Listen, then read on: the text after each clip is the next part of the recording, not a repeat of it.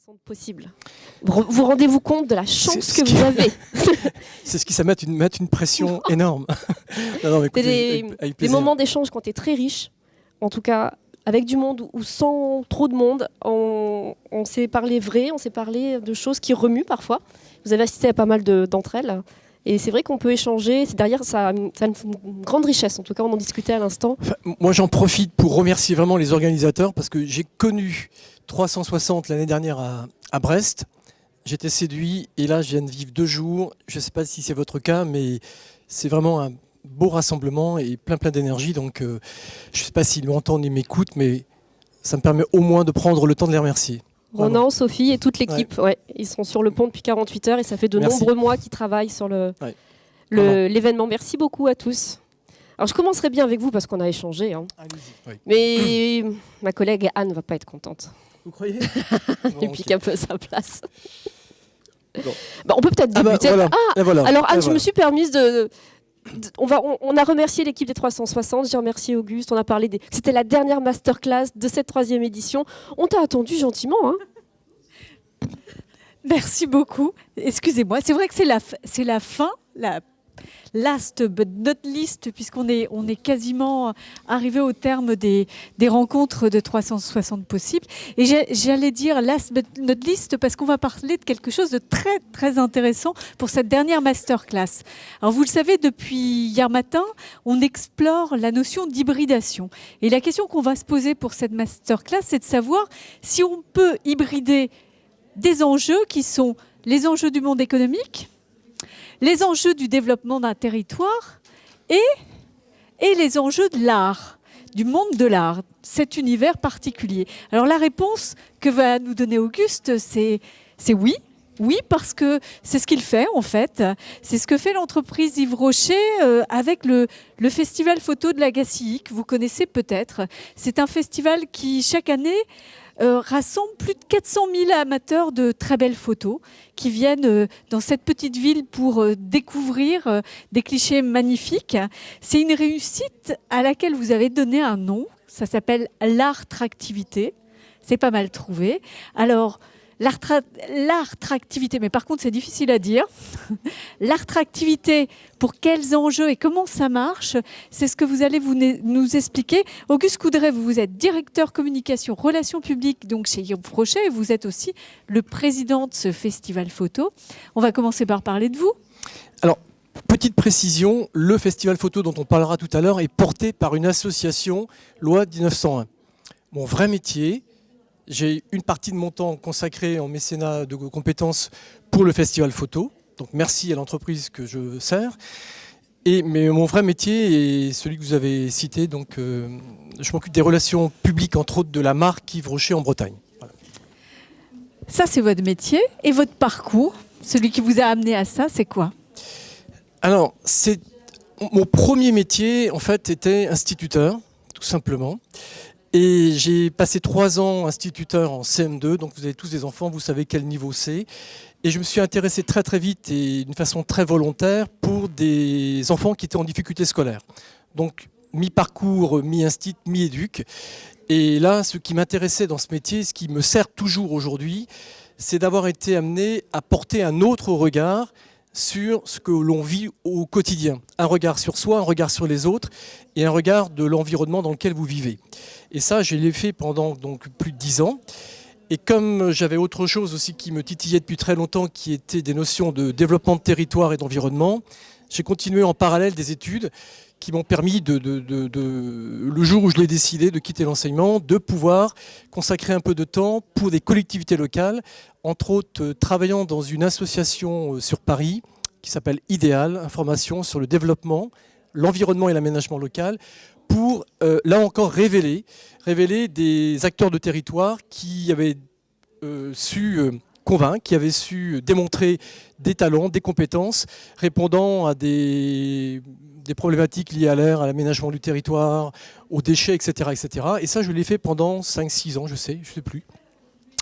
Pour ensuite revenir en Bretagne et là, faire le mixte entre mon métier d'enseignant et celui de l'environnement et de la communication et de bureau d'études que je faisais juste précédemment pour être embauché par la Fondation Yves Rocher pour m'occuper d'actions d'éducation à l'environnement au sein de cette fondation. Donc j'ai dirigé cette fondation pendant plus de 10 ans. Et puis, à un moment, on m'a demandé également de m'occuper d'un lieu qu'on appelait à l'époque l'espace Yves Rocher, qui était le musée de l'entreprise. Mais donc un lieu qui avait vécu.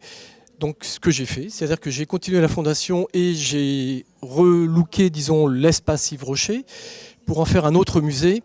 Mais une entreprise comme la nôtre, on ne l'enferme pas dans un musée.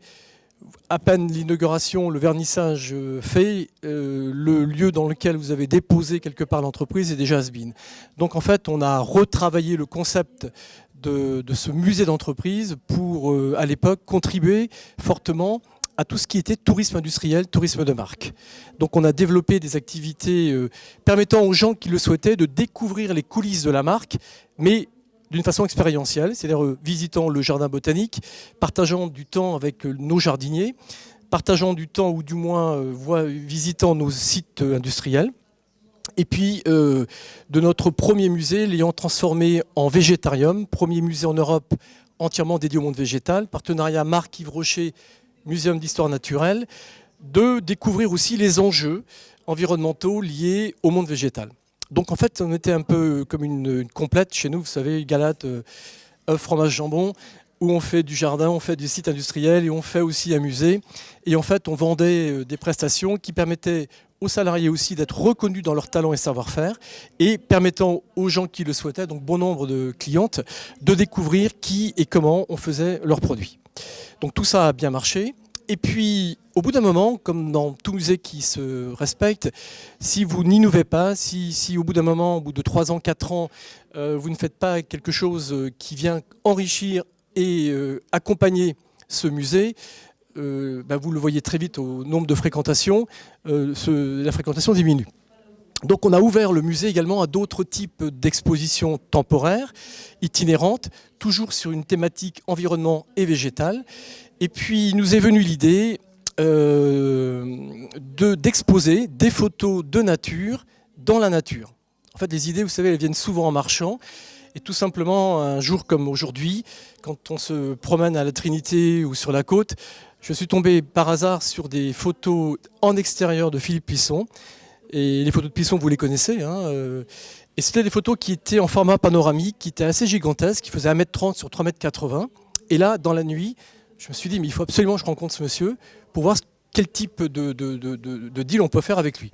Et en fait, on a eu cette idée d'exporter, enfin du moins d'extérioriser nos expos itinérantes de ce végétarium dans notre jardin et qui est devenu un lieu d'exposition. Voilà, tout simplement. Et on vendait vraiment l'entrée du végétarium avec cette nouvelle expo itinérante de photos de nature dans la nature. Et très très vite, on s'est même aperçu que les gens payaient l'entrée, mais pour ceux qui connaissaient déjà le végétarium, ne faisaient que l'expo photo. Et là, on s'est dit, il y a un truc, il y a vraiment quelque chose. On a réitéré une deuxième année, et là, on a vu que le succès était toujours au rendez-vous. Et là, on s'est dit, finalement, on tient probablement une pépite. Donc, on s'est dit, finalement, on ne va pas la porter au sein de l'entreprise. On va tout simplement monter une association et être un peu fou, peut-être même certainement, et de se dire, mais finalement, si on créait un festival photo qui parlerait de nos engagements, des engagements liés au développement durable et aux enjeux que nous connaissons tous aujourd'hui par rapport à l'écologie. Donc on a fait une première édition en 2003, où là on a ouvert ce lieu du végétarium au grand public et où on a installé dans quelques demeures qui étaient disponibles à l'époque dans le village de la Gacilly, quelques photos parlant d'art et de nature, mais aussi de végétal et nature. Et très rapidement, même dès la première année, on s'est dit que si on voulait installer un festival photo dans notre village de la Gacilly, on pouvait le faire qu'à une seule condition, c'était déjà de l'ancrer dans le territoire. Donc on a tout simplement été voir les Gacilliens, vous savez, ça se passe comme ça chez nous, vous savez, c'est des réunions publiques, vous pouvez boire des coups après avec les gens, mais quelque part ce qui est intéressant, c'est de se dire, mais finalement, et si on parlait de vous? Et si, parmi vous, certains, en tant que Gacilliens, nous disaient, ou disaient aux photographes que l'on va commander pour ce travail, la Gacilly vue par les Gacilliens. Et d'emblée, on a eu cette idée d'exposer en extérieur. On se bat pour l'accessibilité au plus grand nombre dans nos métiers, dans nos différents métiers. Et pour nous, il était important que la photographie soit au service de tous ces gens qui veulent peut-être, à travers des photos qui sont belles et de sens, avoir quelques informations sur là où va le monde et comment il va. On a réitéré une deuxième année en 2004, toujours photo d'intérieur, photo d'extérieur. Et la troisième année, en allant un petit peu faire du benchmark, un petit peu aller voir ce qui se passait, entre autres sur Perpignan et sur Arles, on s'est tout simplement dit qu'il nous fallait nous positionner, soit photo d'intérieur, soit photo d'extérieur. Et d'emblée, on s'est dit finalement, nous allons exposer nos photos dans le village et en extérieur. Voilà. Tout simplement pour des raisons aussi financières. Quand on expose en intérieur, il vous faut bien sûr payer les hôtesses qui surveillent un peu les photos. Donc on ne tenait pas longtemps, on tenait 8 jours, 10 jours les premières années. En extérieur, le fait d'exposer en extérieur, par définition, c'est ouvert. Donc quelque part, on n'a pas à surveiller non plus les choses. Mais d'emblée, on a continué notre progression pour devenir aujourd'hui, au bout de 13 ans, le plus grand festival de photos de France en extérieur. Ça, c'est quelque chose de quantitatif. Ce n'est pas ce qui nous intéresse vraiment. Ce qui nous intéresse vraiment, c'est de voir que plus de un petit 400 000 cette année, personnes. Le festival est en extérieur, dure 4 mois. Inauguration, vernissage, le premier week-end de juin. Et nous finissons chaque édition le dernier week-end de septembre. Donc pendant 4 mois, les gens viennent, principalement d'un Grand Ouest, mais d'un Grand Ouest qui est à la fois vécu par ce qu'on appelle les excursionnistes, donc des gens qui habitent le territoire et qui viennent à la journée, soit par des touristes, des gens qui sont sur ce territoire pour 8 jours ou 15 jours et qui, par le bouche à oreille, viennent nous voir. Donc ça, c'est vraiment le critère de notre festival. Mais ce qui nous importe le plus, c'est ce qui se passe. Les rues redeviennent espaces publics, au sens propre du terme, c'est-à-dire que les gens s'expriment et débattent en famille ou entre amis. Et de par notre double entrée, un pays invité et une thématique qui relève, ou du moins qui pointe du doigt certains enjeux sociétaux, eh ben, inévitablement, le débat s'installe dans la rue et entre amis et en famille. Et ça, je crois que c'est vraiment je dirais, c'est ce qui nous fait vibrer surtout. On a bien compris que le point de départ, en fait, de cette aventure qui a pris de l'ampleur, eh ben, c'est une entreprise au démarrage. Yves Rocher, est-ce que c'est dans la logique de cette entreprise, dans la logique du territoire, que ce soit une entreprise qui porte cette innovation? Alors, à travers votre question, ce qui m'intéresse, c'est ce regard que l'on peut porter sur un territoire. Pour moi, ce qui m'importe, c'est que quand on parlait tout à l'heure d'innovation, je crois que c'est une question de regard. Le regard que l'on a sur les autres et sur l'environnement que l'on a. Mais c'est un regard aussi plein d'empathie, plein de confiance des gens que l'on croise tous les jours. Et pour moi, ce qui m'importe sur un territoire, c'est de bien connaître ce territoire, d'aimer les gens qui l'habitent. Et je crois, je pèse mes mots, mais ça peut paraître un peu niais, mais je crois que ce sont des vraies valeurs aussi qui permettent une innovation de sens. Et quand on participe avec les gens et qu'on partage une ambition de territoire, nous, quand on définit le territoire de Legacy, on en dit souvent que c'est une destination qui repose sur un trépied d'art, de nature, de beauté, avec un fil transversal qui est le bien-être. Et nous travaillons tous, que ce soit l'entreprise, que ce soit l'artisanat d'art, que ce soit le citoyen lambda, sur ces valeurs d'art, de nature et de beauté, mais avec vraiment cette connotation bien-être. Là, on voit quelques images de l'édition qui vient de se terminer, où on avait comme pays invité le Japon et comme thématique les océans. Voilà. Donc toujours un pays invité. L'année dernière, c'était l'Italie et le thème de la nourriture. Et nous travaillons qu'avec des photographes professionnels. On se garantit là donc d'une qualité de l'image, mais ce sont des grands noms qui parcourent le monde et qui nous reviennent avec leur propre regard pour nous permettre de vous offrir des regards croisés sur des thématiques qui sont liées à des problématiques pays ou des thématiques de type pêche ou océan et autres. Vous hybridez parce que c'est le terme, mais vous mixez l'intérêt du territoire, l'intérêt économique de ce territoire et l'art. Si vous décortiquez l'innovation qui est la vôtre, c'est quoi les ressorts? Quels sont les ressorts qui font que ça marche, que cette innovation, ce festival est devenu un incontournable, s'est installé dans le paysage? D'emblée, je dirais, c'est parce qu'il est juste dans son positionnement. C'est-à-dire qu'on n'ancre pas un festival comme ça n'importe où. S'il n'est pas porté par un esprit de lieu, par un regard partagé, vous aurez beau créer le plus beau festival du monde, il ne tiendra pas. Je croise les doigts, depuis 13 ans, nous n'avons pratiquement pas, quand je dis pratiquement pas, de dégradation. On a plus de 600 photos dans les rues, qu'on ne décroche pas bien entendu le soir pour les remettre le matin. On a eu quelques tags. On a eu il y a 2 ans une photo qui a disparu.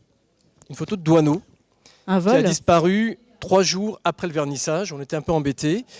1 an après, je ne mens pas, la même personne qui m'avait signalé le vol m'a retéléphoné en me disant écoute, je ne comprends pas. Au pied de là où la photo a disparu, la photo a été redéposée. Donc quelqu'un l'avait empruntée. Juste un emprunt, quoi. Un emprunt. Alors voilà. Donc quelque part aussi, il y a cette bienveillance que l'on voit, que l'on ressent. Et je crois que c'est ça aussi qui est intéressant dans une dynamique de territoire.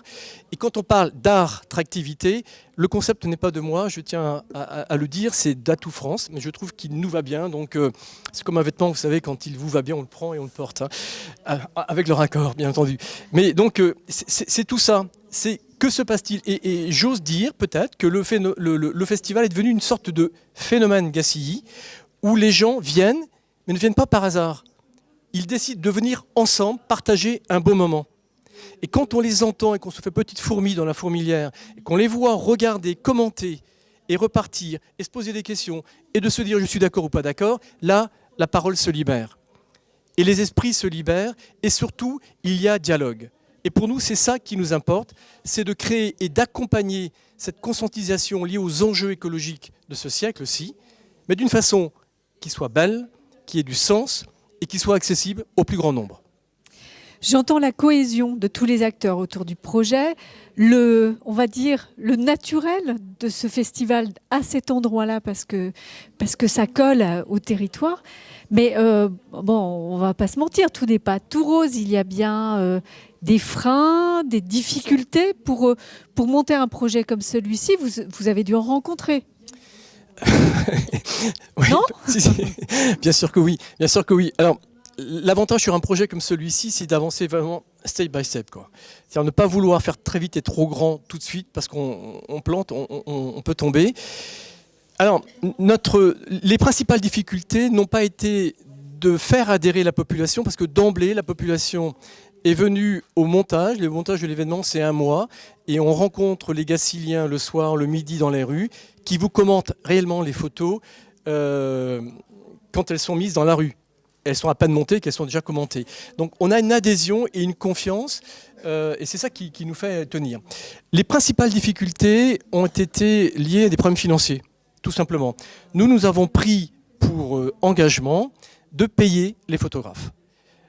Installer un événement culturel dans un village comme le nôtre, c'est déjà un pari. Le deuxième, c'est de permettre aux gens que l'on expose, non seulement d'être vus et reconnus, mais tout simplement d'être aussi payés et de vivre de leur art. Donc tout ça, ça nous demande de travailler avec des partenaires, des mécènes, avec lesquels nous collectons les fonds nécessaires. Un budget, cette année, on a un budget de 550 000 €. Par rapport à d'autres festivals, c'est pas grand-chose. Ceci dit, quand il faut les trouver et que le festival est gratuit, je peux vous dire que ce festival a besoin d'amis. C'est clair. Donc, autour de tout ça, les premières difficultés sont vraiment celles-là. On a eu beaucoup de soutien de la part de labos, de la part de gens de l'image, qui ont vécu aussi la révolution du numérique, et révolution du numérique, en fait, c'est concrétisé aussi par le type de support que nous avons utilisé dans les rues de la Gacilly. Donc, quelque part, chemin faisant, on a des prix intéressants, etc., etc. Mais alors, la difficulté que l'on a aujourd'hui, bon, il y a toujours des difficultés en tant que porteur de projet, mais quelque part, on arrive toujours à s'en sortir. Le nerf de la guerre reste quand même l'argent. Voilà. Et si on veut, au-delà même des retombées économiques, que l'on sait être formidables, je peux vous assurer. J'ai juste cité une anecdote, parce que des fois, on peut être fatigué, on peut aussi des fois en avoir un petit peu marre. Il y a une dizaine d'années, il y a 2 ans, 3 ans, pour les 10 ans, je me fais alpaguer par un des commerçants de la Gacilly qui me rouspétait un peu parce que je ne mettais pas de photos dans sa rue. Alors, vous savez, des fois, il y a des moments où la personne paye pour tout le monde. Le pauvre gars, il s'est pris, je crois que, parce que c'était pas la première fois que j'avais aussi ce type de réflexion, et je lui ai dit, écoute, mon ami, c'est génial ce que tu me dis, mais on peut pas tout faire, et d'ailleurs, nous arrêtons cette année le festival, on vient de terminer les 10 ans, et de toute façon, tout va bien. Et je crois que si vous vivez dans des quartiers ou dans des villages, vous connaissez tous des gens à qui il faut dire, pour que ça se répande, je te le dis à toi, mais surtout ne le répète pas, c'est un secret. Donc, comme ces gens, on les connaît bien et on sait où ils sont, j'ai pris le temps d'aller les voir et de leur dire surtout, ne le répète pas, c'est un secret, le Festival Photo Legacy arrête cette année. Je peux vous assurer qu'en l'espace de 3 à 4 jours, ils m'ont tous retrouvés. Et l'association des commerçants, des artisans m'a demandé que je les rencontre très vite, un peu affolé en me disant, mais qu'est-ce qui se passe? Que se passe-t-il vraiment, quoi? On nous dit, la rumeur dit que le festival s'arrête. Et bien sûr, moi, de confirmer cette rumeur en disant oui, mais de toute façon, ça ne va pas vous embêter beaucoup parce que pendant 10 ans, bon, je ne pense pas que ça vous a vraiment intéressé, je ne pense pas que ça vous ait vraiment apporté beaucoup. Et là, les langues se délient, alors sans s'en rendre compte en fait. Mais là, le crépier me dit, le restaurateur X me dit, l'hébergeur me dit que, mais tu sais pas, mais attends, mais j'ai une augmentation de chiffre d'affaires à 2 chiffres, 20, 30, 40% pendant 4 mois, c'est impossible que ça s'arrête. Et là, vous vous permettez de vous faire un grand, grand plaisir. Je peux vous assurer. J'ai fait la même chose avec les élus. Mais ce genre de bille, là, il ne faut la jouer qu'une fois. Parce oui, ça ne marchera pas. Donc, il faut tirer qu'une seule fois. J'avais qu'une cartouche, mais ma foi, ça a bien marché. Et même les élus parce que les communes environnantes, bien entendu, ont des répercussions économiques sur leur territoire, entre les campings, les restaurants, etc., etc. Je leur dis, écoutez, la même chose. Et je dis, mais alors si vous voulez qu'on continue, on fait quoi? On fait quoi? Parce qu'au bout d'un moment, on ne peut pas tirer la charrue tout seul. Et quand on parle de territoire, il faut bien un moment aller voir les acteurs de ce territoire et de leur dire, est-ce que toi tu continues? Et toi tu me lâches? Et toi est-ce que ça t'intéresse ou pas? Et moi, si j'avais une recommandation à faire à chacun et à chacune, ne travaillez qu'avec des amis. Parce que c'est déjà tellement dur de tirer des projets. Si vous passez votre temps et votre énergie à convaincre, vous allez vous épuiser. Donc, marchez avec les gens qui ont envie de marcher avec vous. Et puis après, vous allez voir, plus votre marche sera belle, les gens qui étaient sceptiques viendront vous voir.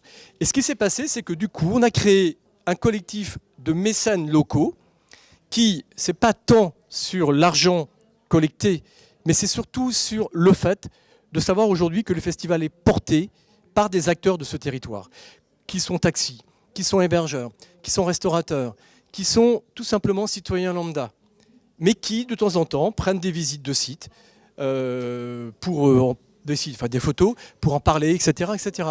Donc, il y a une sorte de collectif qui fait aujourd'hui, mais ça a mis du temps, mais ça marche bien comme ça. Ce petit stratagème, ça vous a donné un indicateur de la réussite du festival et pas négligeable d'avoir ce soutien.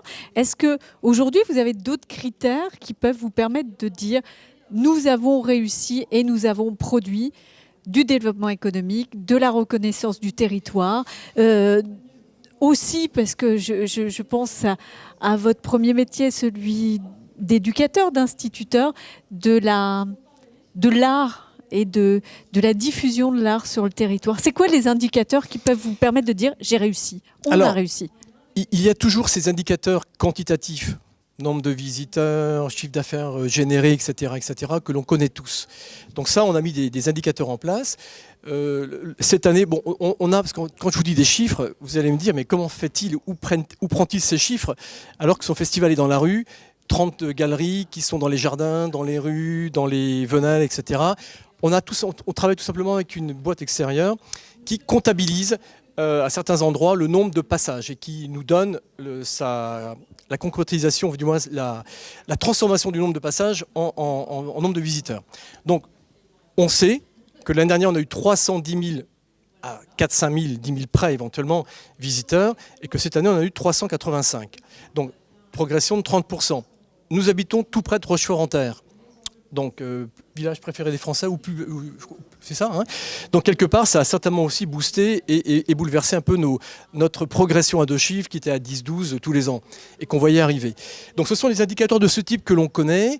On le voit également à travers aussi toutes les consommations qui se font sur le territoire. Les indicateurs quali, ceux qui nous font vraiment tenir et qui nous permettent d'aller plus loin, c'est les retombées presse, bien sûr. Alors là, on est à près de 4 millions valorisation média, donc ça, mais bon, on s'en fiche un peu, mais on s'en fiche pas vraiment. Mais quelque part, ça permet c'est pas ça pour nous l'important. L'important, c'est qu'on parle bien sûr du festival, de la notoriété de cette destination Lagacilly, de cette destination Morbihan et Bretagne. Nous sommes aussi marque Bretagne, donc c'est une valorisation du réseau de gens avec lesquels on travaille. C'est surtout aussi une valorisation de tous les partenaires qui nous soutiennent, bien évidemment. Et c'est aussi peut-être ce que nous en disent les partenaires lors d'événements un peu particuliers que nous organisons pendant ces 4 mois, le vernissage et d'autres rendez-vous, partenaires qui se retrouvent autour d'une table. Généralement, c'est assez festif chez nous. Et ça, les photographes le disent et nos partenaires aussi le disent. Et c'est assez sympathique. Donc, quelque part autour d'un pot et puis peut-être d'un repas assez sympa à partager. Ça permet aussi de distribuer quelques cartes et de rencontrer des gens qui partagent les mêmes valeurs que vous et les mêmes ambitions de développement de territoire que vous. Les valeurs sont une chose, le développement en est une autre, mais quand on mixte les deux et qu'on sait pourquoi on se bat et à quelle fin on le fait, ça marche et ça change vraiment tout. Et je crois que c'est tout ça, cette aventure et ces indicateurs dont on parle. Et puis on en a d'autres, et là c'est peut-être mon métier d'enseignant qui revient, mais c'est celui de révéler aussi des gens à travers leur participation au festival. Révéler le regard de l'artiste, révéler l'attention, révéler la réflexion d'un môme, ou d'un papy, ou d'une mamie, ou d'une famille. C'est d'aider les gens, du moins de les inviter à s'exprimer. Et ça, ce qui nous importe moi, enfin ce qui m'importe moi, mais ce qui importe et ce qui est partagé par l'équipe, c'est surtout, et la réussite pour moi elle est là, c'est d'amener les gens à se révéler et à prendre position. Peu importe avec quelle image ils repartent, avec quelle idée ils peuvent repartir. Le vecteur photographie parle à chacun. Et on sait tous, et si on faisait un pari là tout à l'heure sur une même photo, vous n'allez pas la ressentir de la même façon, tout dépend de votre vécu. Mais quelque part, cette photo reste inscrite. Et c'est ça qui nous intéresse, c'est de travailler sur du long terme et tout simplement prendre humblement son petit bonhomme de chemin et sa participation à cette conscience liée à ces enjeux écologiques. Et puis, par rapport aux enfants, depuis maintenant 5 ans, 6 ans peut-être, je ne sais plus, on travaille avec les collèges du Morbihan. Ça, c'est aussi un partenariat qu'on a avec le Conseil départemental 56 qui permet à 16 collèges de recevoir et de travailler en résidence avec 5 photographes bretons professionnels qui travaillent chacun avec 3-5 collèges et qui les font travailler. Et ces collégiens, depuis 5 ou 6 ans, sont exposés non pas en off, mais en in, carrément, dans le cadre du festival photo. Et il y a toujours une thématique qui est liée à la thématique du festival, ce qui nous permet de faire émerger, non pas des photographes, je ne pense pas, on en serait très fiers, mais ce n'est pas le but recherché, mais tout simplement de faire émerger un autre mode d'expression qui est la photographie dans ces jeunes générations. Ce serait dommage, vous savez, quand on naît, dans le verbe naître, dans le milieu du vin, généralement on a la culture du vin. Ce qui n'est pas mon cas malheureusement, mais je l'ai acquise au fil du temps. J'en suis pas mécontent non plus. Mais quelque part, si on est dans un milieu où on parle photographie, eh bien que l'on cultive l'art de la photographie et la culture de la photographie. Et ça, on travaille aussi avec les scolaires. Et là, on voit vraiment le nombre de scolaires arriver, que ce soit des maternelles, des primaires, des collèges ou voire plus, qui viennent aussi s'inspirer et travailler autour de la photographie. Donc quelque part, il se passe quelque chose. Et ce quelque chose, ce n'est pas nous qui le dictons. Je crois que notre rôle, c'est d'être tout simplement metteur en scène. D'avoir travaillé une vraie programmation, une vraie mise en scène, et de l'offrir et de la permettre à chacun. Avant de passer aux questions de la salle, parce qu'il doit y en avoir pas mal, l'avenir, et ne nous dites pas que ça s'arrête l'année prochaine, on ne vous croira pas, on a compris. L'avenir du festival, c'est quoi ? L'avenir, c'est, là on y a encore travaillé avant-hier, c'est tout simplement, comme tous les ans, de repartir sur une page blanche. Donc je vous livre quand même le pays invité, c'est pays d'Afrique noire, subsaharienne, vu et mise en scène par des photographes africains, jeunes photographies, plein d'énergie, plein de niaque, plein de couleurs. Des reportages assez forts également liés au développement écologique, ou du moins les enjeux écologiques en Afrique. Et l'autre partie, plus RSE, plus enjeux de société, c'est le rôle que l'on accorde ou la place que l'on accorde à l'animal dans nos sociétés. Et là encore, beaucoup de choses à dire. Et une programmation qui est quasi arrêtée. Donc, belle programmation, je vous invite et je vous livre tout simplement mon impression. Je crois que ce sera la plus belle édition du siècle. Je lis tous les ans, donc c'est pas un problème. Non, l'avenir, en fait, il va se faire au jour le jour. Bon, là, on part vraiment pour l'édition 2017. Et on a déjà en tête notre 15e anniversaire en 2018. Et puis après, on verra. Mais on est confronté, et encore un grand merci pour toutes les personnes que j'ai pu rencontrer aujourd'hui, parce qu'elles veulent nous aider à résoudre le problème de gestion de croissance et voir du succès. Passer de 310 à 385, 400 000 visiteurs, je peux vous assurer que c'est un tsunami pour tous nos restaurateurs, pour les hébergeurs, même pour nous en tant que festival, où pour la première fois, on entendait dire il y a trop de monde au même moment, au même endroit. Donc nous, de notre côté, on travaille déjà pour étendre, et ça c'est l'avantage d'être dans un village, les galeries pour qu'on puisse respirer, qu'on puisse avoir vraiment des moments de respiration dans le village. Donc ça, on aura travaillé là-dessus. Et c'est bien de parler de développement durable, mais si on n'est pas capable de le vivre soi sur un événement comme celui-là, on n'est plus crédible. Donc on travaille aujourd'hui avec un petit peu, je vais reprendre des mots intelligents, ceux qu'on a pu tous entendre aujourd'hui, soit en intelligence collective, soit en Living Lab ou autre chose, avec tous les acteurs qui sont concernés par ce phénomène festival photo. Pour ne pas subir, comme on l'a pu le faire cette année, un trop grand nombre de personnes, mais de l'anticiper. Donc ça veut dire quoi une restauration quand on a 400 000 personnes à recevoir? Et si on ne peut pas tous les recevoir, et ça c'est un travail qu'on va faire avec les restaurateurs, et c'est peut-être même pas nous en tant que festival qui allons le faire.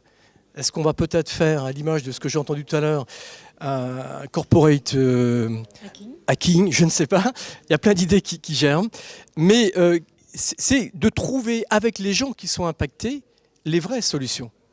On a des problèmes de parking. On va travailler aussi avec la communauté de communes, avec les villes, etc., de manière aussi à trouver des solutions communes. Et puis, comme on est dans le développement durable, et que tout à l'heure, j'ai aussi assisté à une conférence qui m'a beaucoup plu sur de Living Lab, justement, avec des gens que je connais très bien, parce qu'on y a fait notre conférence de presse il y a 2 ans. L'union culinaire, pas l'union... Cercle culinaire. Le cercle culinaire de Rennes, c'est de voir aussi comment introduire éventuellement, et peut-être en complément à de la restauration locale, une restauration beaucoup plus respectueuse, en cycle court, etc., etc. Vous voyez, donc l'avenir, pour moi, il va être là. Soit on le réussit parce qu'on aura réussi à écouter, entendre et travailler ensemble avec les gens du territoire, soit on passe à côté. Donc en fait, c'est un beau challenge, c'est une belle étape à vivre, pas évidente, qui vous réveille un peu la nuit des fois, mais ça fait partie du jeu. Mais quelque part, pour moi, l'enjeu, il est là. Et l'attractivité de territoire peut être vraiment impactant tant au niveau du sens, de la vision que l'on a du territoire et des répercussions économiques que ça en a. Donc pour moi, quand il fait bon vivre dans un endroit, ça se cultive, ça se prévient, ça se gère. Et ce n'est jamais donné. Donc quelque part, l'avenir, il va se dessiner tous les jours, quoi. Merci Auguste. Puis on peut se dire à 13 ans, c'est normal d'avoir des questionnements autour de sa croissance. Ce qu'on vous souhaite, c'est d'avoir une adolescence sans crise pour les années qui viennent. Je vous propose maintenant de répondre aux questions. Il doit y en avoir de très nombreuses dans la salle. Alors je vous en prie. Faites-nous signe. Alors, questions ou témoignages ou commentaires. Qui connaît le festival Photo Legacy? Oui. Ah d'accord, ok. Oh bah, bon. Vous avez des fans. Vous vouliez poser une question, je vous en prie. Bonjour. Donc, ce que je comprends du Pardon, vous m'entendez là? Oui. J'entends mieux. Ce que je comprends du projet, c'est que, enfin vous l'avez dit, projet de responsabilité sociétale si on regarde du côté de l'entreprise, projet de développement durable si on regarde du côté plus des collectivités, du territoire. Aujourd'hui, vous avez des indicateurs qui sont essentiellement des indicateurs de suivi économique. Est-ce qu'on peut imaginer à terme d'avoir des indicateurs de suivi environnemental, de suivi social, sociétal, etc. puisque vous avez quand même une véritable volonté manifestement d'aller dans ce sens-là? Alors, on y réfléchit, plus que ça, on y travaille. On y travaille. Donc, on a, là, cette année, contacté pas mal de personnes qui vont aller plus loin que ces indicateurs économiques pour pouvoir justement mieux comprendre ce qui se passe en termes de retombées d'idées sociétales et voire environnementales. Et côté environnemental, on a commencé aussi à travailler déjà chez nous et là donc en partenariat avec les transports ferroviaires de la région, TER et autres, et collectivités et transports privés pour faciliter les transports publics, les transports en commun, pour venir en covoiturage ou en train et en bus entre autres électriques pour venir à la Gacilly. On vient de marier 2 autres communes, La Chapelle-Gasseline et Glénac, qui sont 2 communes proches de la Gacilly. Et donc nous travaillons actuellement aussi avec ces communes pour y créer ou y enrichir des parcours en écomobilité, utilisant le halage, parce qu'en plus les 3 communes sont reliées par une rivière qu'on appelle l'Af. Donc on imagine aussi transport bateau électrique et autres qui existent déjà sur le territoire.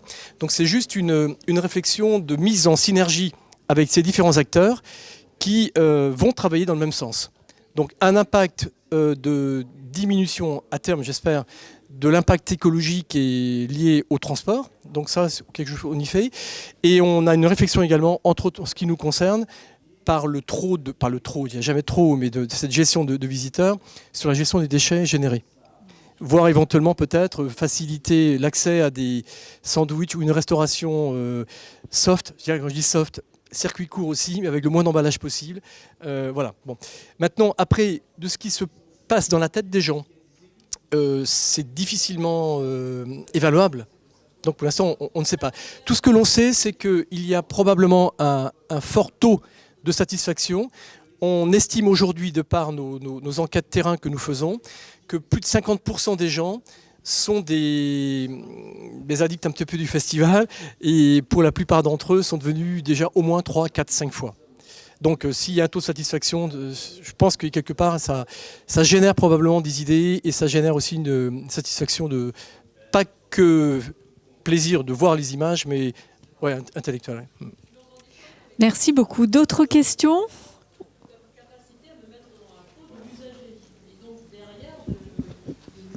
En fait, c'était pas une question, c'était plutôt par rapport aux retombées, par rapport aux écoles dont vous parliez. Vous disiez, ok, on va pas avoir 50 000 photographes professionnels, mais par contre, vous aurez des hommes libres, à mon avis, qui sont faits grâce à ça, et ça devient très rare. Les écoles la société veut pas former d'hommes libres. Et grâce à des interventions comme ça, ça permet aux enfants de donner des opinions, créer, s'exprimer, ce qui est pas de plus en plus rare, on commence à être attentif à ça, mais qui était devenu inexistant dans les écoles primaires. On leur demande d'apprendre, mais pas de s'exprimer. Donc merci. Merci à vous. Merci à vous.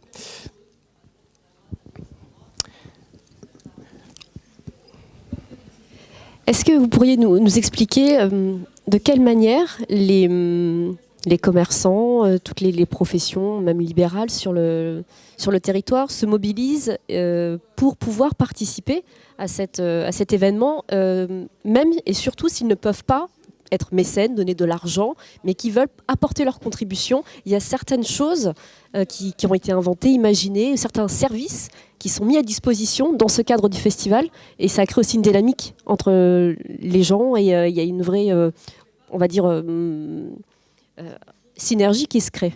Est-ce que vous pouvez nous donner des exemples ? Alors, on a déjà un atout qui est juste énorme, c'est celui de vivre dans le village.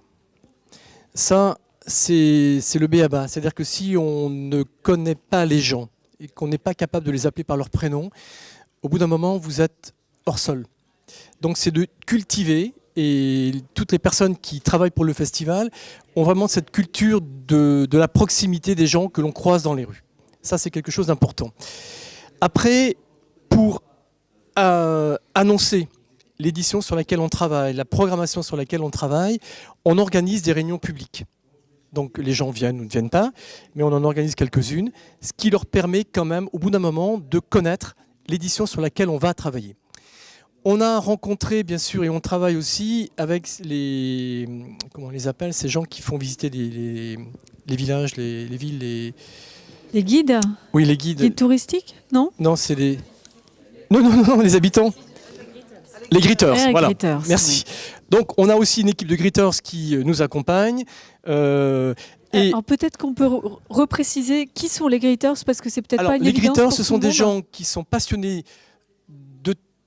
de patrimoine, d'histoire ou autre chose, qui habitent le village et qui tout simplement proposent leur service pour accompagner des gens qu'ils veulent connaître, vraiment aller un peu plus loin dans les coulisses d'un patrimoine ou entre autres de festival. Donc nous, ce que nous faisons... Si je peux me permettre, ils sont bénévoles tous. Ils sont bénévoles, et puis bien sûr. sur Internet, vous trouverez un site et vous pouvez, quelle que soit la ville où vous voulez aller, il n'y a pas que à Tout à fait, Lagacy, bien sûr. vous allez trouver des bénévoles qui vous feront découvrir leur vision de la cité dans laquelle ils vivent.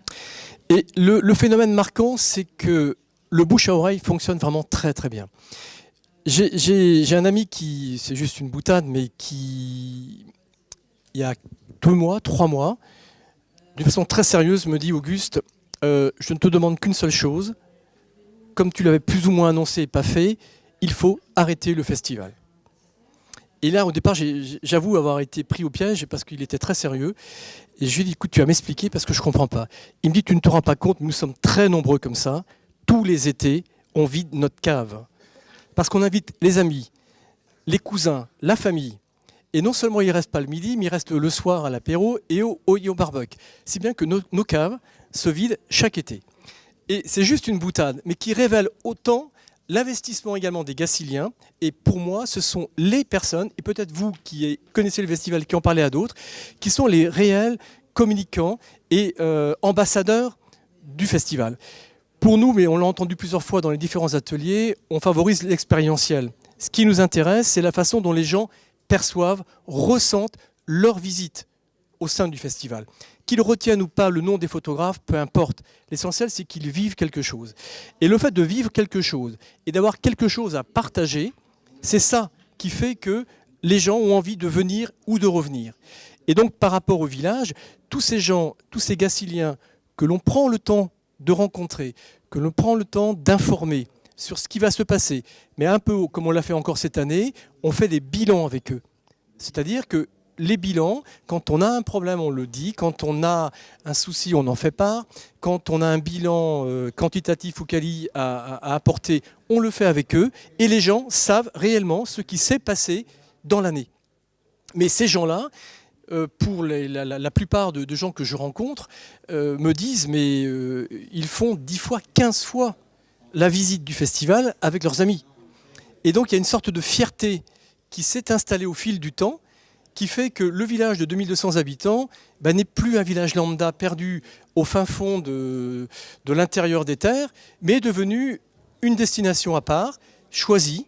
Et non seulement on vient pour le festival Photo Lagacy, mais on peut y venir également pour l'artisanat d'art. On peut y venir aussi parce qu'on a une restauration de qualité. On peut y venir parce qu'on a aussi des activités sportives liées à la nature qui vous sont proposées, de l'hébergement insolite, etc., etc. Et pour revenir à ce que vous me disiez sur le devenir du festival, la question majeure, c'est comment va-t-il contribuer, ce festival, au développement économique de ce territoire. Mais un territoire et une ambition qui répond à une volonté de le positionner sur art, nature, beauté, bien-être. À vous écouter, je me pose une question. Est-ce qu'il est transposable ?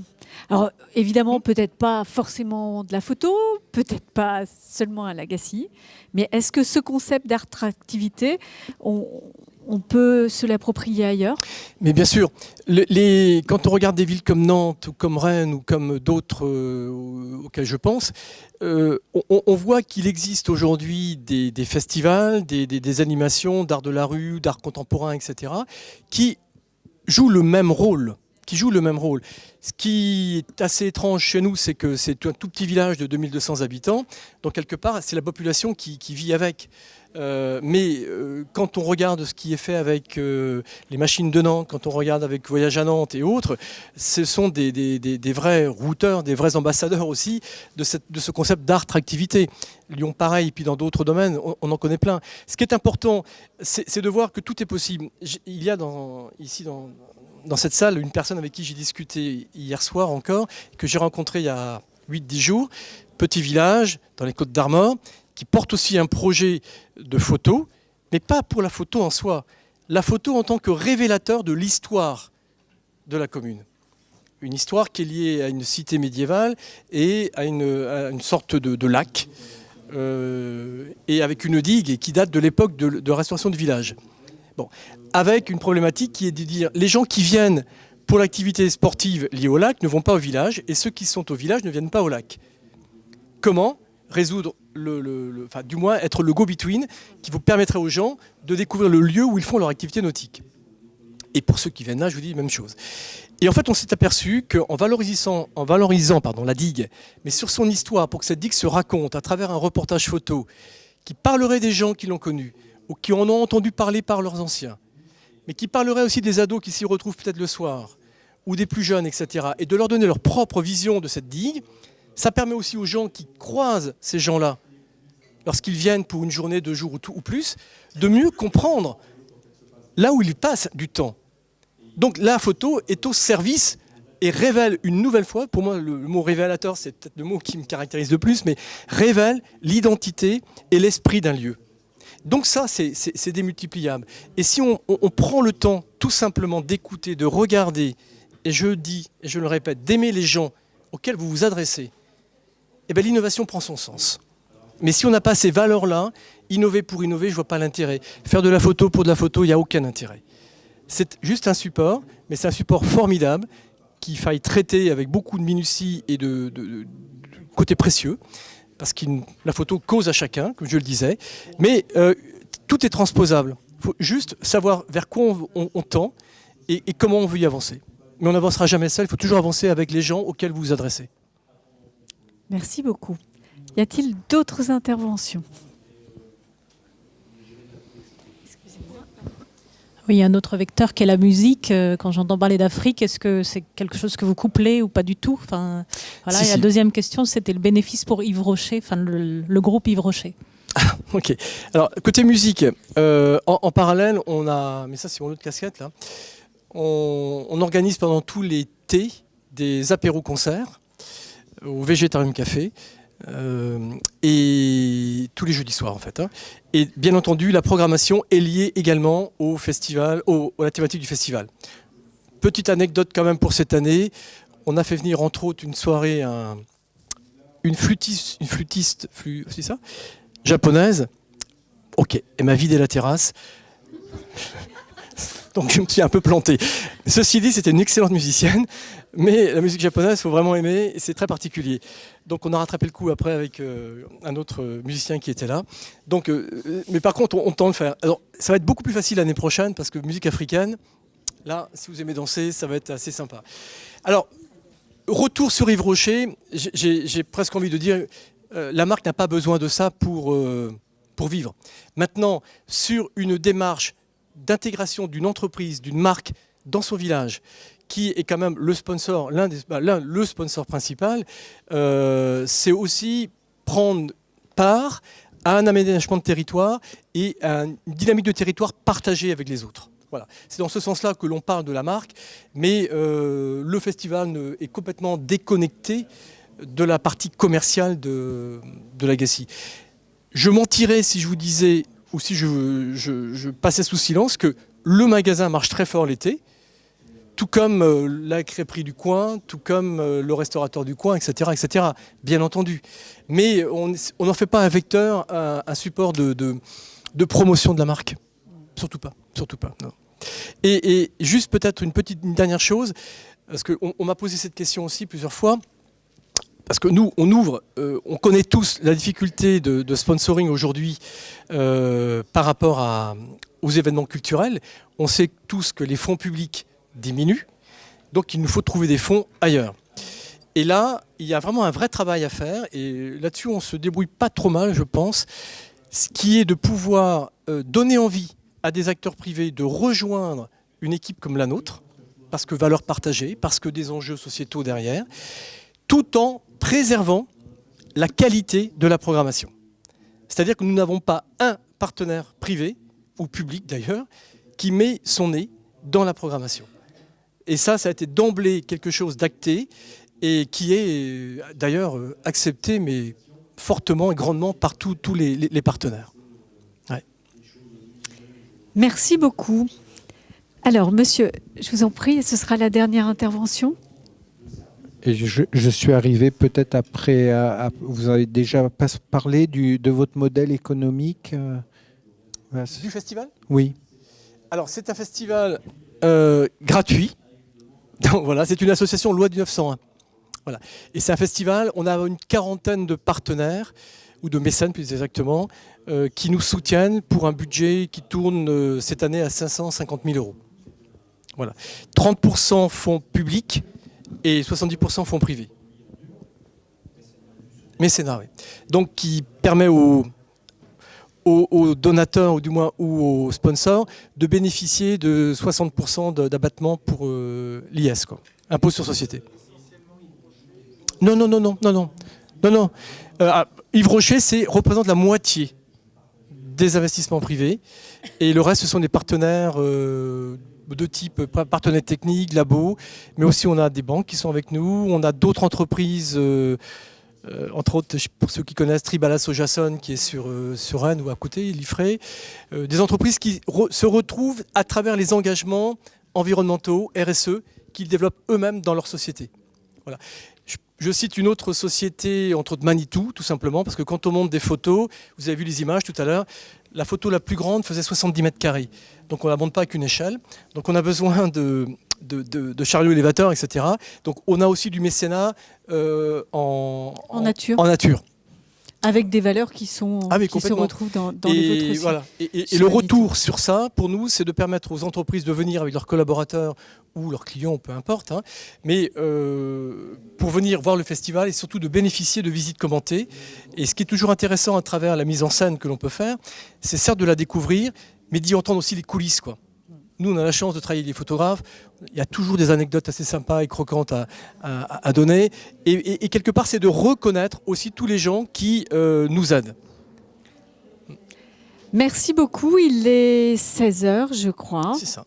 Okay. Merci. Je vais vous demander d'applaudir Auguste Coudray. Alors peut-être à tout à l'heure, non, c'est pas n'importe quoi, aux prochaines éditions, en quelques mois, c'est le 4 juin, je crois, 4 ou 5 juin que nous ouvrons, c'est ça, hein. Donc n'oubliez pas, c'est l'édition du siècle. On y sera. Merci beaucoup, merci à vous tous pour de votre attention. attention. Et puis je vous propose...